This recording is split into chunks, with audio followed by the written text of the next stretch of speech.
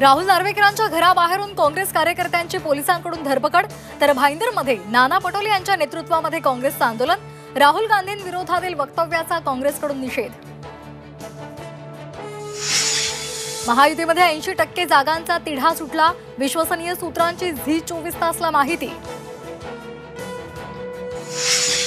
पितृ पक्षानंतर भाजप विधानसभेच्या काही उमेदवारांची नावं घोषित करणार, सूत्रांची माहिती. 23-24 सप्टेंबरला मुंबईत भाजपची बैठक. विधानसभा निवडणुकीमध्ये महाविकास आघाडी वर्धा पॅटर्नची पुनरावृत्ती करण्याची शक्यता. जागा जास्त जिंकण्यासाठी उमेदवारांची देवाणघेवाण होणार. मुंबईचे माजी पोलीस आयुक्त संजय पांडे करणार काँग्रेसमध्ये प्रवेश. संध्याकाळी मुंबईत होणार पक्षप्रवेश. सकाळचं प्रदूषण कमी झालं पाहिजे, नाव न घेता मुख्यमंत्र्यांचा संजय राऊतांना टोला.